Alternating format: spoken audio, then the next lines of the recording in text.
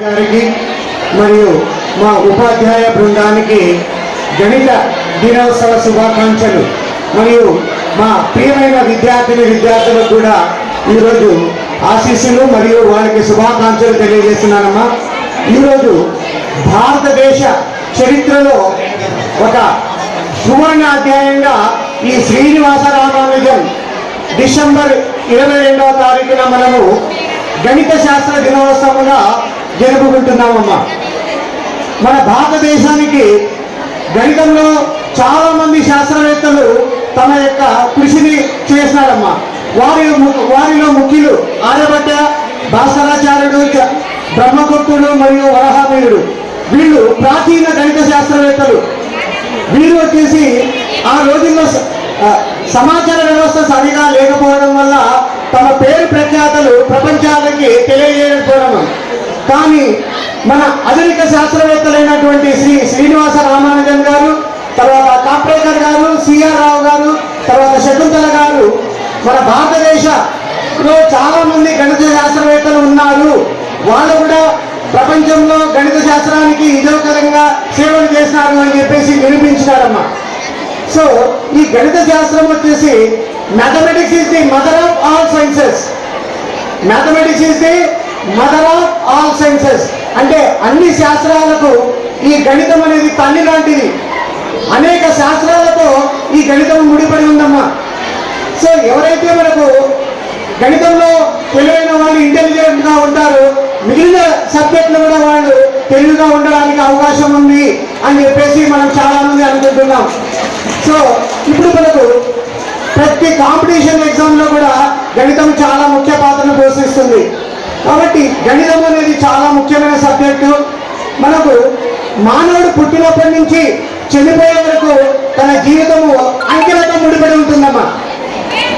మానవుడు పుట్టినప్పటి నుంచి చనిపోయే వరకు తన జీవితం అంతా అంకెలతో ముడిపడి ఉంటుంది. చదువు వచ్చిన వాళ్ళు, చదువు రాని వాళ్ళు ఎవరైనా సరే తమ యొక్క గణిత నాలెడ్జ్ను వాళ్ళకు ఉంటుందమ్మా. సో ఈ విధమైనటువంటి గొప్ప సేవలు అందించినటువంటి శ్రీనివాస రామానుజన్ బర్త్డేను మనము భారత ప్రభుత్వము గణిత దినోత్సవంగా జరుపుకోవాలి అని చెప్పేసి నిర్ణయించడం జరిగిందమ్మా. సో డిసెంబర్ 22న మనము ఘనంగా జాతీయ గణిత దినోత్సవంగా జరుపుకుంటున్నాం. సో ఈ సందర్భాన్ని పురస్కరించుకుని మీకు అందరికీ శుభాకాంక్షలు తెలియజేస్తున్నానమ్మా. Thank you.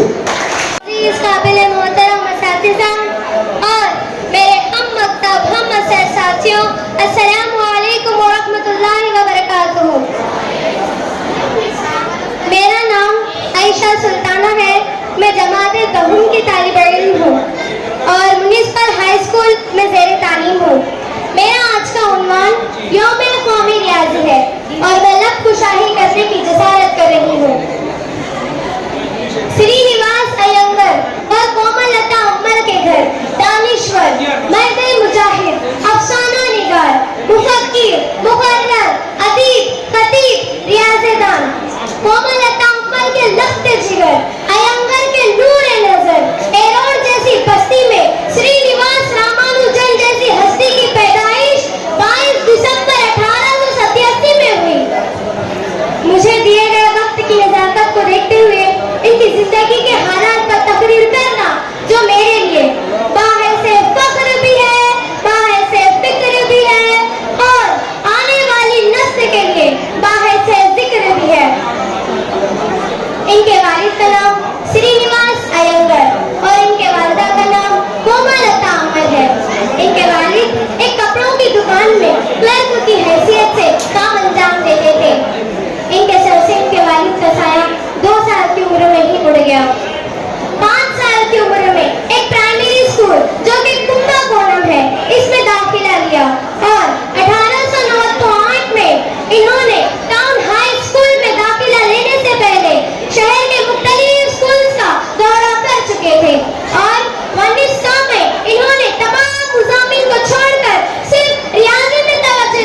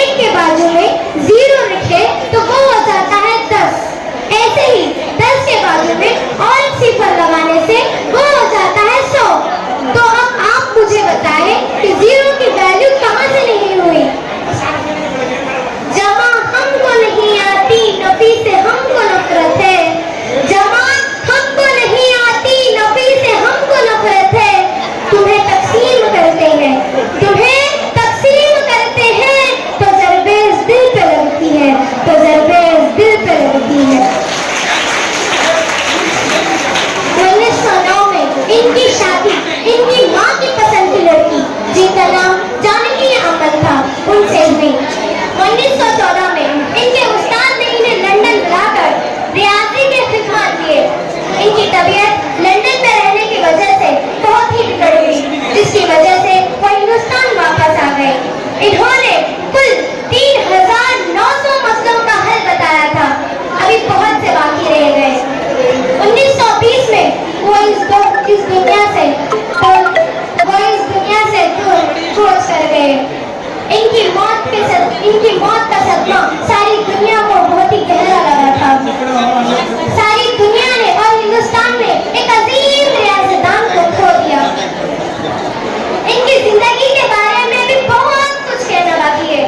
मुझे दिए गए वक्त के अहदा करना नामुमकिन है, इसीलिए बस मैं अपनी छोटी सी तकरीर को खत्म करना चाहती हूँ और मुझे यहाँ तकरीर करने का मौका देने के लिए मैं सदर मुदर्रिस व तमाम असातिज़ा इकराम का और खासकर रियाजी के उस्ताद का मैं तहे दिल से शुक्र अदा करती हूँ। खुदा हाफिज। గణితం మీద పరిశోధన చేసి అతనికి టీబీ అంటే క్షయ వ్యాధి సోకింది. అలా విటమిన్ డెఫిషియన్సీ వల్ల ఒకరోజు హాస్పిటల్లో పడ్డాడు. కానీ జిహెచ్ హార్డ్లే అతన్ని చూడ్డానికి వచ్చాడు. అతను విసుగ్గా ఇలా శ్రీనివాస రామానుజన్తో అన్నాడు, ఈరోజు చాలా లేట్ అయిపోయింది. ఆ క్యాబ్ డ్రైవర్ కూడా అలాగే ఉన్నాడు, అతని క్యాబ్ యొక్క నంబర్ కూడా అలాగే ఉందంటే ఏంటా నంబర్ అని శ్రీనివాస రామానుజన్ బెడ్ మీద నుంచి ప్రశ్నించాడు. అది 1729 అని హార్డ్లే అయితే చెప్పాడు. కానీ బెడ్ మీద అంత దీన స్థితిలో ఉన్న శ్రీనివాస రామానుజన్ గారు రెండు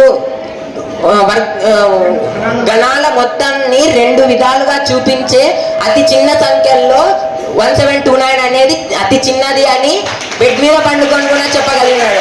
అంటే అతని మేధాశక్తి ఎంత ఉందో చెప్పొచ్చు. అలా అనారోగ్య సమస్యలతో బాధపడినా కూడా తన కుటుంబాన్ని చూడాలనే కోరిక కలిగి అలాగే ఇక్కడ ఉంటే అలాగే ఆరోగ్యం చెడిపోతుందని చెప్పి ఇండియాకి మరీ తిరిగి వచ్చాడు. ఇండియాకి తిరిగి వచ్చిన ఒక సంవత్సరంలోన అంటే ఒక సంవత్సరం తిరిగేలోపే అతను తుది శ్వాస విడిచడం జరిగింది. కానీ ఇండియాకి వచ్చిన తర్వాత కూడా అంత అనారోగ్య స్థితిలో కూడా ఎన్నో రీసెర్చ్ చేశారు. అలాంటి మహనీయులు బతికేది తక్కువ కాలమే, కానీ అతను చేసిన ప్రయోగాలు అతను చేసిన కృషి 100 సంవత్సరాలైనా చెరిగిపోవు. జై హింద్, మేరా భారత్ మహాన్.